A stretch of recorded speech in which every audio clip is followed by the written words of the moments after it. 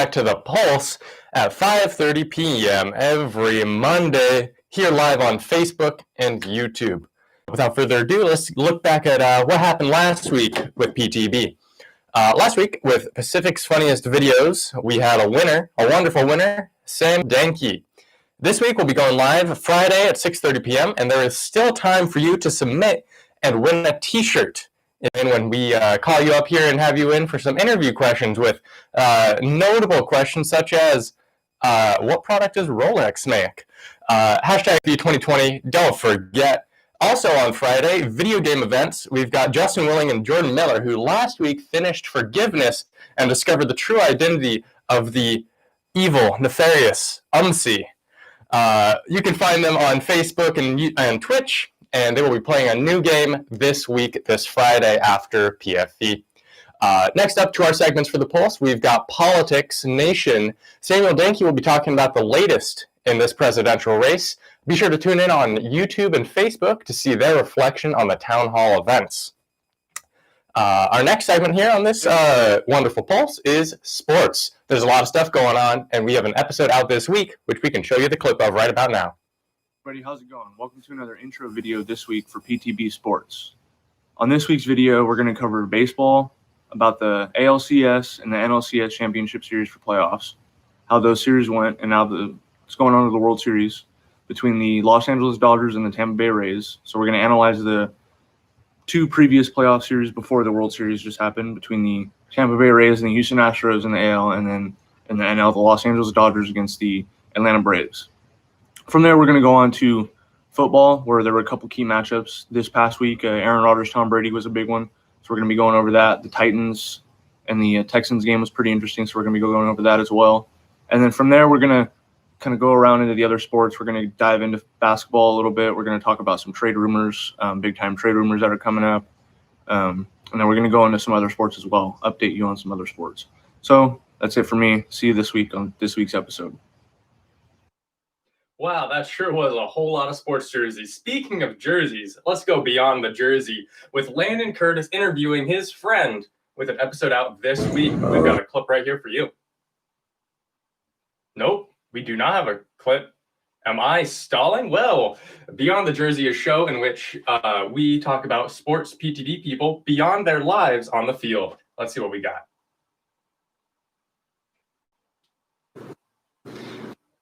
What's going on, guys? So this week, we're going to be interviewing myself and how mental health can affect student athletes. One thing that's not talked about a lot is that, yes, student athletes do get some special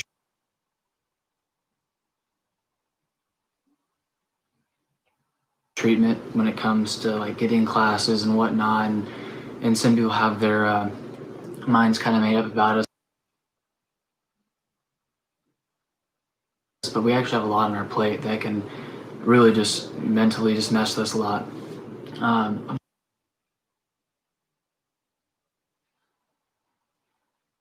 just gonna like walk you through my day, and you guys will like see where I can get some like mental stress and anxiety throughout my day. So I always start off the day. Oh, hello. Back to me. It looks like we're got a little bit of technical difficulties with those buffering issues. Now, you may not be able to tell, but our Pacific athletes have wonderful lives beyond the jersey, which is what that show is about. Landon Curtis is going to be taking you on a little interview. Got some wonderful content here this week. Am I still stalling? Yes, I am. Oh, boy, here we go. Now, we've got some wonderful sports here at Pacific. Water polo, swim, football, soccer, baseball, and Beyond the Jersey covers it all. Talented athletes come here to Pacific, and they are on campus this semester, training, practicing, getting ready to do their best out on the sports ball fields, and get to work. Keep going?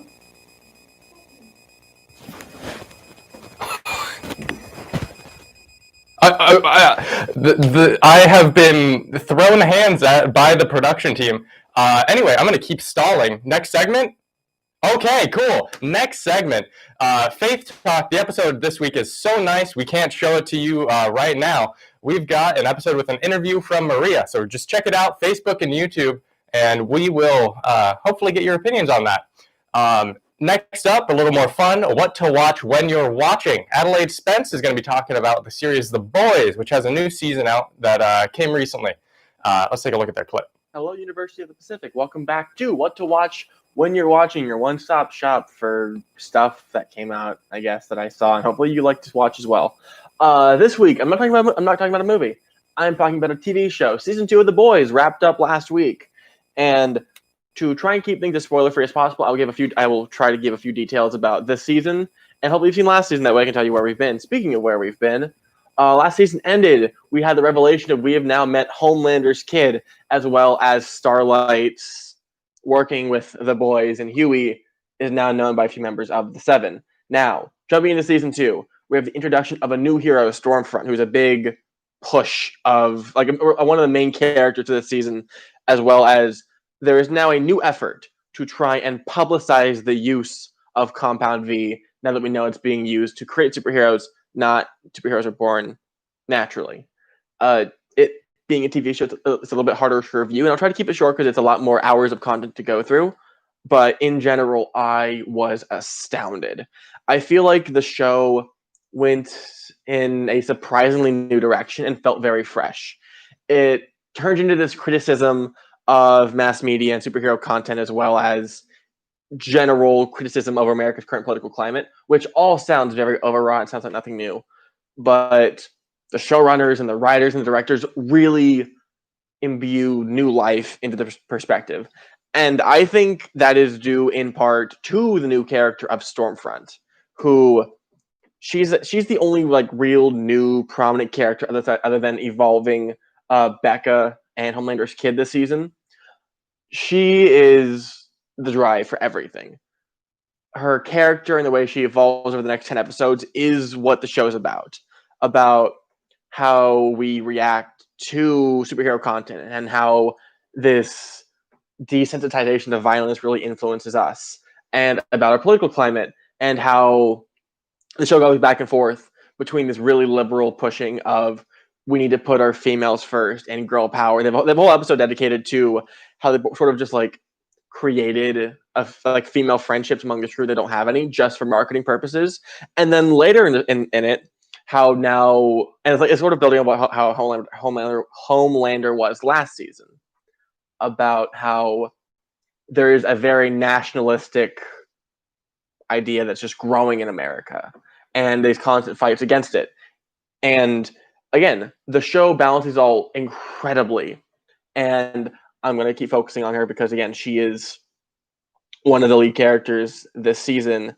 Aya Cash as Stormfront is fantastic. They had Giancarlo Esposito as the new head of VOT, and he's wonderful in his conniving.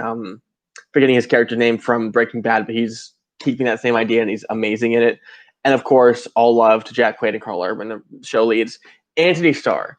I don't want to give any specifics away, but as the show goes on, and specifically in the finale that came out a couple weeks ago, Anthony Starr deserves an Emmy. He is absolutely incredible. If there's nothing else to convince you to watch the show, I ask you to watch Homelander change as a character. He has the most growth over the course of the show. And it's a little weird that him, of all people, get it, but the way he changes and the way he reacts differently to all the deaths of the superheroes, and how the public perceives him, and what the public expects out of these celebrities, really is wonderful. I don't want to say more. Just please go watch it. I know it's the big it thing right now, so you probably have seen it, but for those of you who haven't, it is worth your time. There's not a lot of TV that's being produced right now, mostly because, Rona. But if there's one thing that you want to watch to get you through everything else, I highly recommend The Boys, specifically season 2, but also season 1's amazing. You shouldn't just skip the seasons, but watch them both. Watch them both and be a great time. Anyways, now we will throw you back to the main show. That's our last segment for this week here on The Pulse. But don't forget, this Friday, tune in at 6:30 p.m. to Pacific's Funniest Videos. and you'll be able to submit still. There's still time. Don't forget to do this. Hashtag PFE 2020. We'll be checking and hopefully getting you here on for our next episode, PFE, this Friday. Let's see, we got a little graphic here. No, we don't have a little graphic here. Never mind. Oh, I lied to you. I am so sorry. But they've got to take me off the air for that little thing because we are out of time. I have been your host, Tormod Andersen. We will see you next week, this Friday for the PFE, next Monday for the Pulse. Tune in. I love y'all. Have a nice night.